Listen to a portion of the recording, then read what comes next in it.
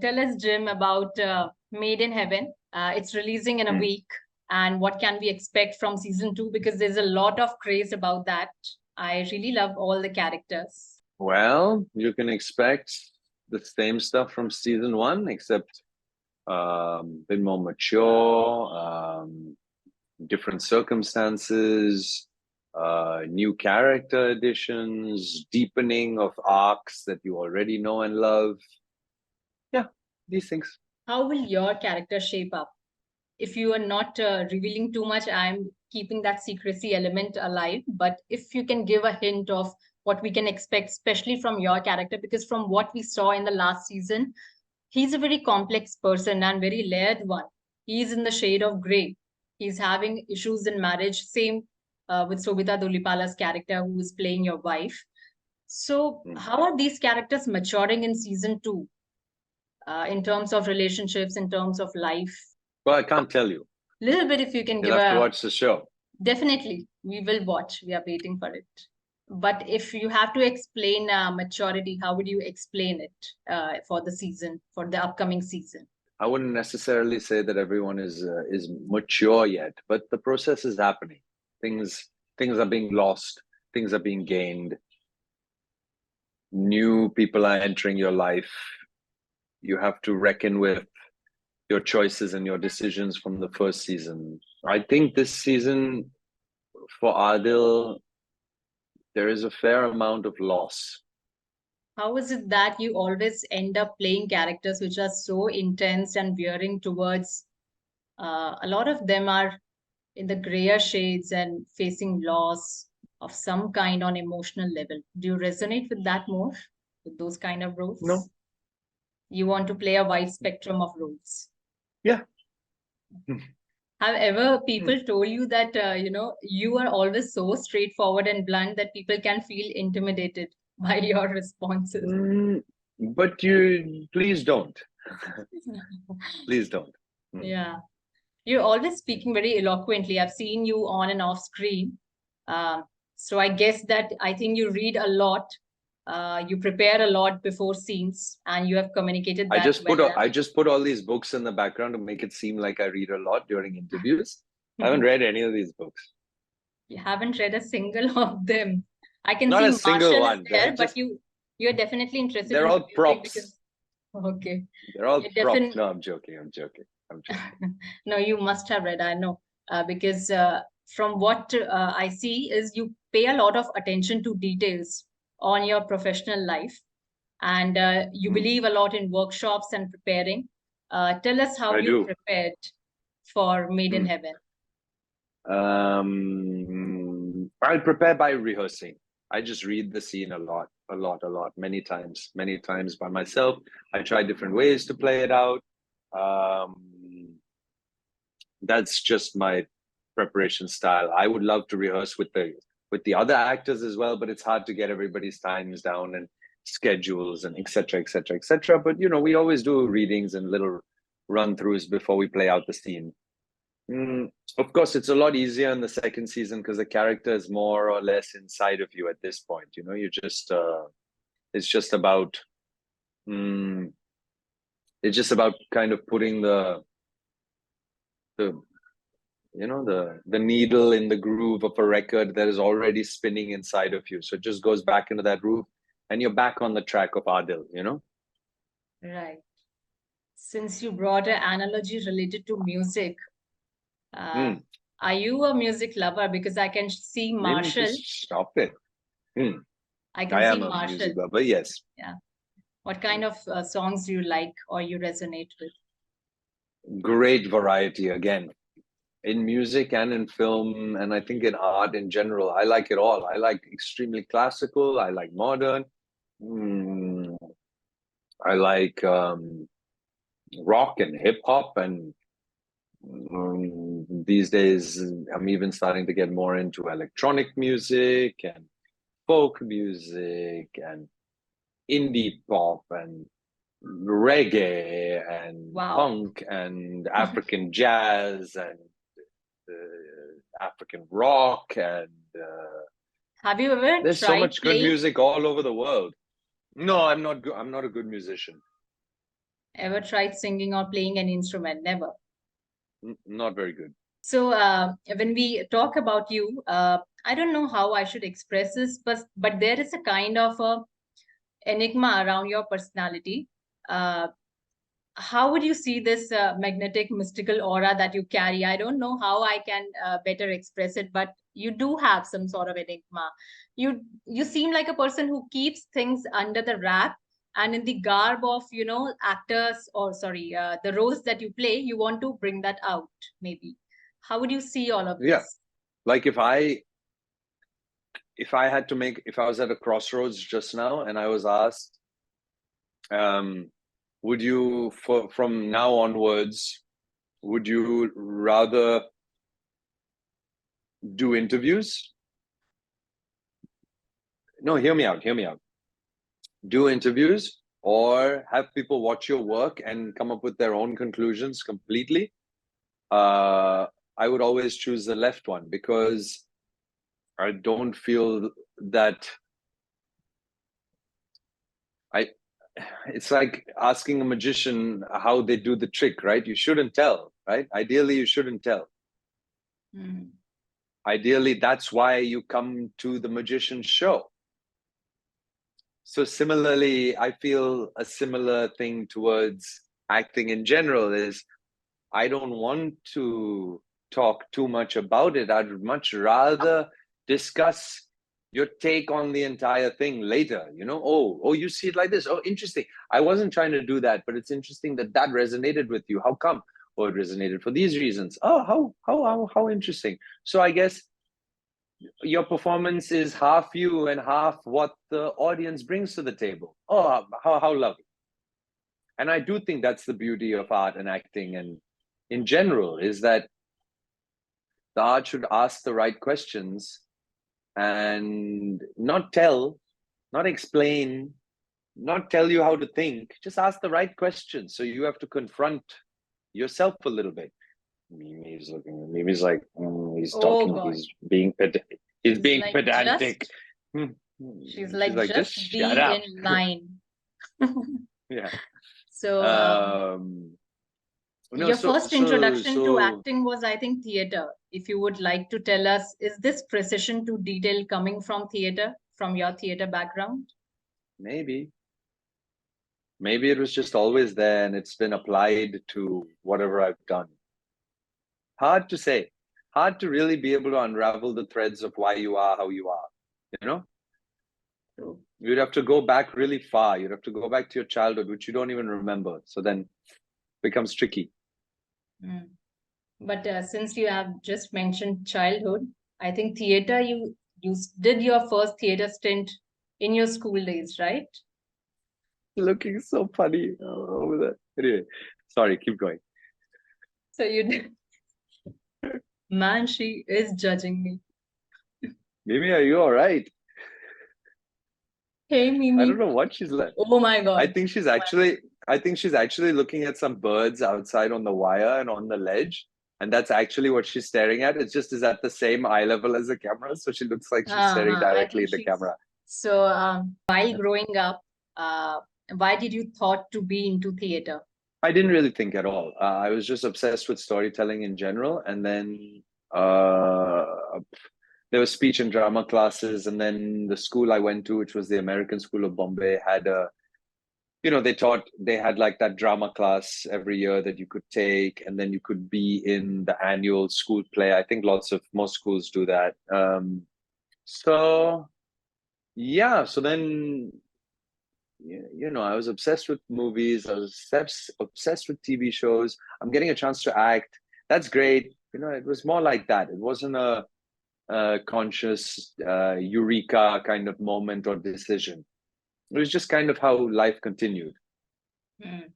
Any kind I of wouldn't say that I was more obsessed with being in the play than being on, let's say, the basketball or the football team. I think it was all equal at that time. You Hmm. know, What's that one most memorable role from your childhood that you played? Something that made you mm, feel that this is maybe something I can explore more. we did a couple interesting plays. I think in 11th standard we did. The Importance of Being Earnest, which is written by Oscar Wilde, who's a great, just so funny and smart and clever, and his turn of phrase is just gorgeous. Brevity mixed with humor, mixed with social commentary. Yeah, he's really good. That play, and then we also did another play called Shallow Grave in our senior year, which was actually, it was a movie with, what's his name, Ewan McGregor. Ewan McGregor was an actor, right? He was in Trainspotting, and anyway, it was a film. But the theater teacher we had was really cool, Clark Stroop. Theater teachers are always transcribed. Cool, I think they're cool, huh? They are very liberating. I don't know how, but they are always. And since a lot of plays that you participated in, I think it's because from, yeah. I think it's because there's such a long tradition of theater, and specifically of playwriting. So when the writing is really, really good, when the level of writing is really, really, really good, which it often is in plays because of the long tradition, right? You know, there's ways to learn it. There's ways to hone your natural skills. There's a real ethic towards it. For example, a comma means a comma, and a full stop means a full stop, and an exclamation mark means an exclamation mark. They aren't used loosely. The comma changes the rhythm. The punctuation changes the rhythm. Follow the punctuation and see what there is to learn about your character through just speaking in the way the playwright intended. And the playwright has intended it after much thought and playing around with cadence and rhythm, right? So when you have that kind of a system, naturally, just through interaction with the text, etc., you're already having kind of a broadening of your mind. So I guess that's why theater professors are usually pretty cool, because they're dealing with such interesting, flammable, voluble, sensible text. And I think they also have a sense of a vision from the kind of experience that they are coming in. I remember my theater teacher once, we were making a play. He predicted something which was related to the socio-political surrounding, which happened. Literally, that stuff happened in the socio-political scenario of the country. I don't know what stuff that they are reading or what kind of experience they gather, but it is so rich. I mean, it can change your worldview. Even a historian similarly would be more able to predict potential future outcomes, because they really know how previously things like this have happened. Following an economic slump, usually most regimes in power do the following things, and they'll all probably still be kind of true, Of course, technology is changing. Our idea of the city is changing. Our idea of individuality keeps changing. So they may not get it bang on, but in a way, a drama teacher is just the historian of having so many texts to have read through, to presumably get in the place that they're at. There have been high-level theatrical texts since before Shakespeare, since the Greeks, the ancient Greeks. So that's a lot of history to have imbibed. So you have played both kind of characters. Coming from theater, you have played fictional roles as well as biographical ones. How is fiction and truth so different when you approach them as an actor? Which one is more liberating when you're portraying a fictional one or one based on history? Which one is more? It's the same. It depends on the writing, because when a writer writes lines for a fictional character or for a character that already related in history, it depends on the power of the writer to make those things interesting. You can watch a very boring biopic, even though the character himself or herself was fascinating, but the writer and the director may not have been able to bring this out.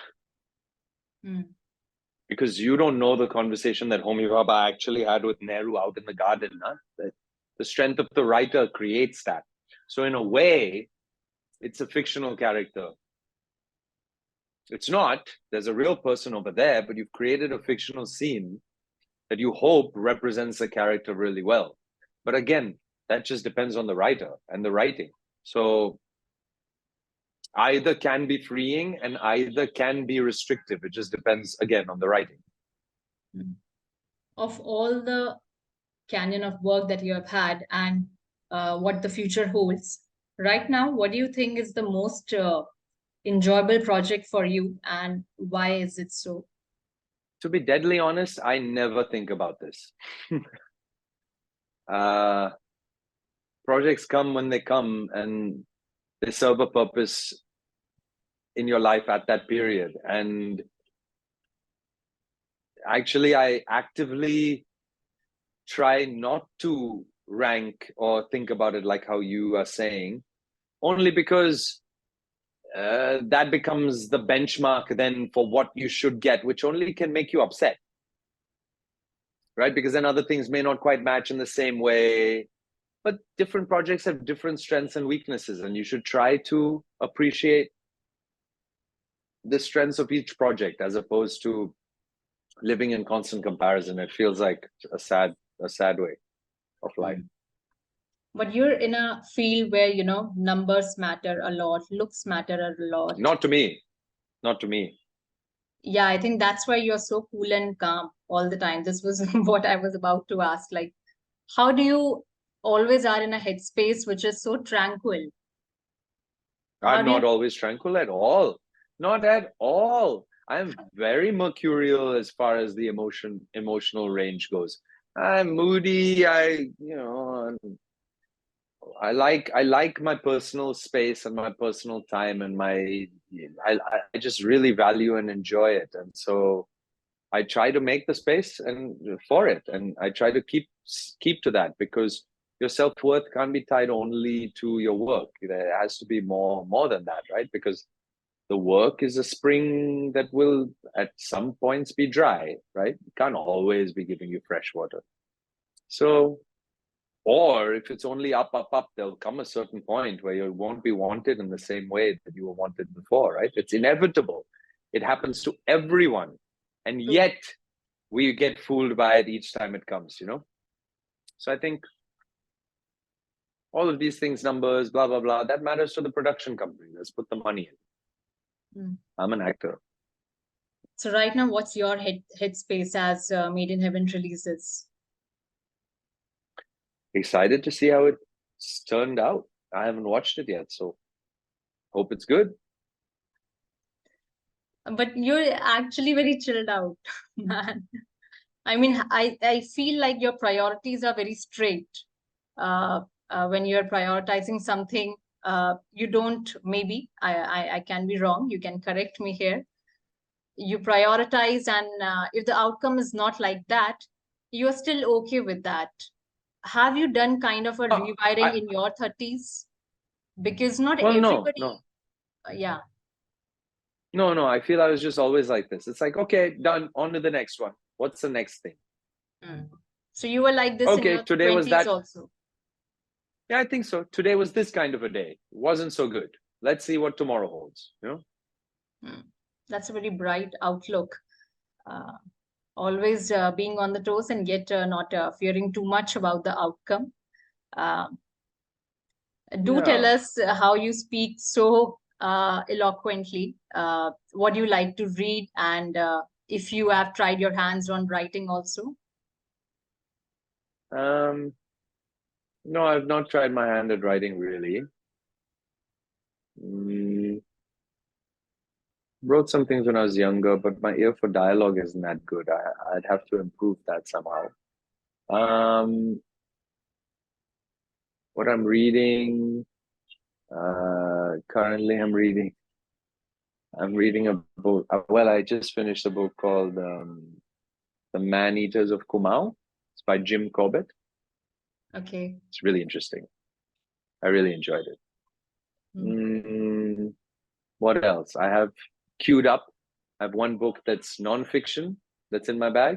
And I have another book called Savage Detectives by Roberto Bolano that I want to read next.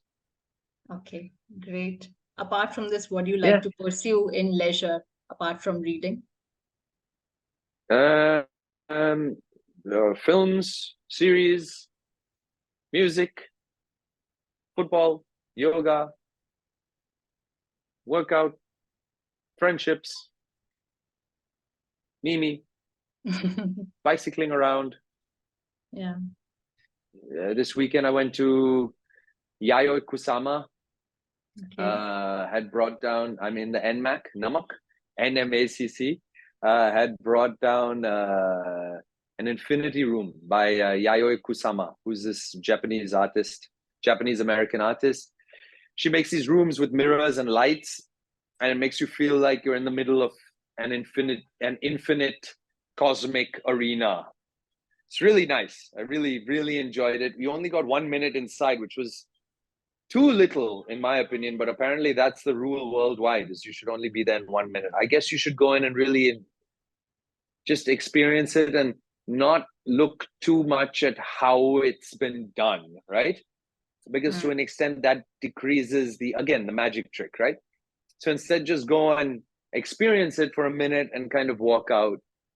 And it was nice. It's like you're floating in the middle of a galaxy, in the middle of some stars. It was nice. And then they also brought down this other exhibition called the Toilet Paper Magazine exhibition. So I really enjoyed walking through that. And I think if we get more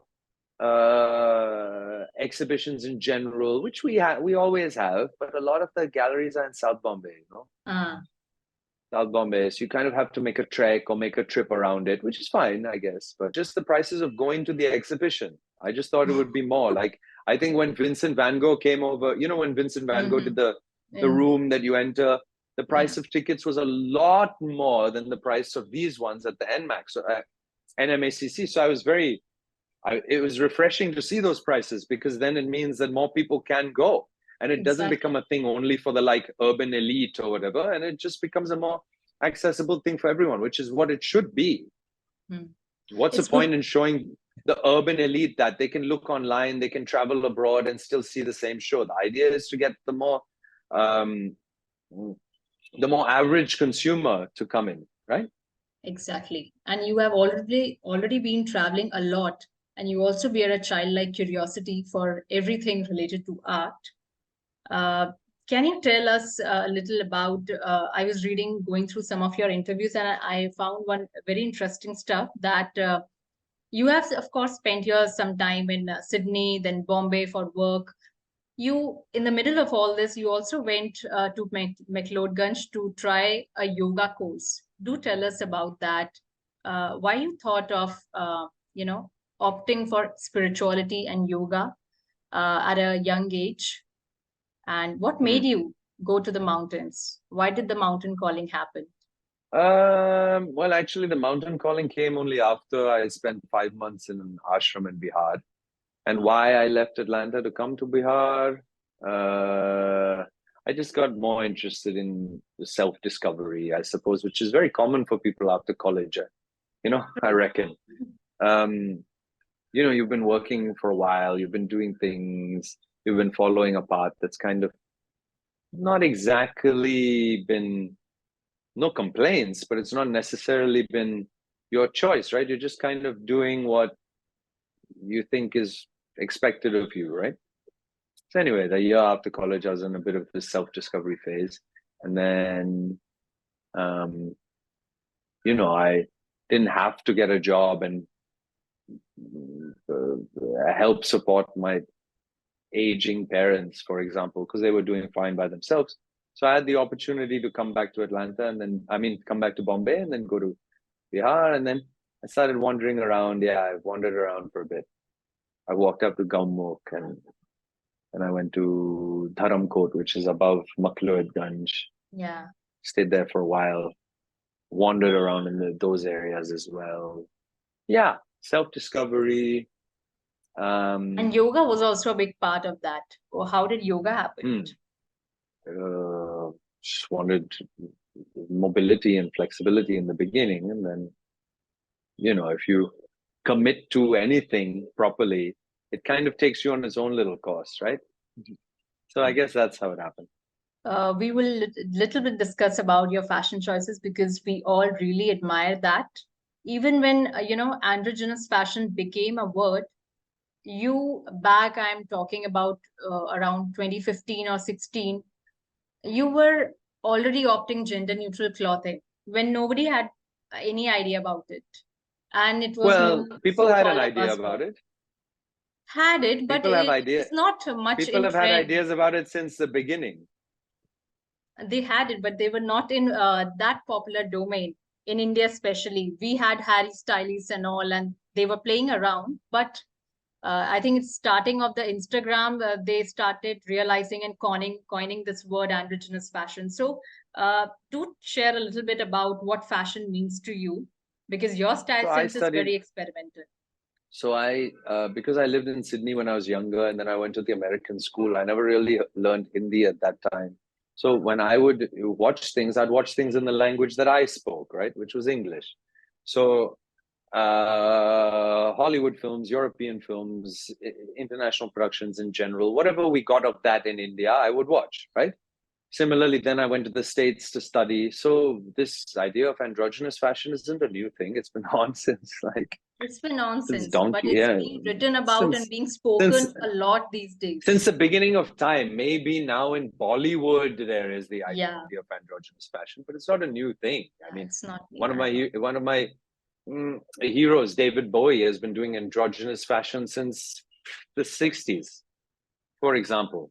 So there was the whole glam rock movement in the 80s as well.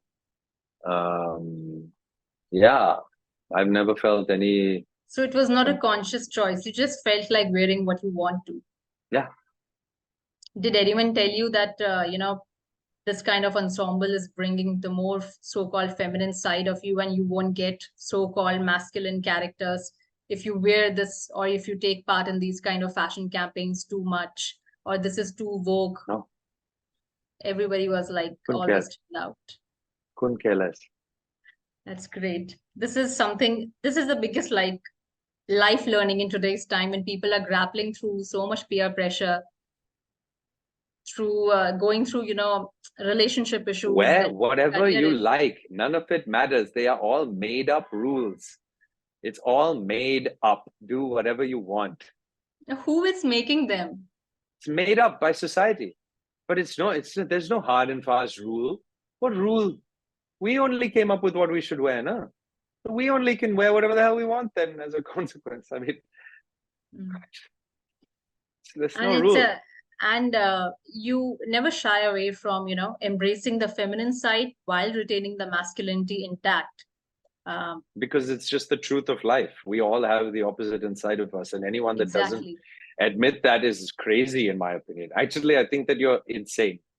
Yeah, societal rules and functions and how things have been done in the past and tradition and everything gets all interwoven into becoming things that we consider hard and fast rules, but there are no hard and fast rules. And that is the rule that constantly expresses itself as you continue to get older.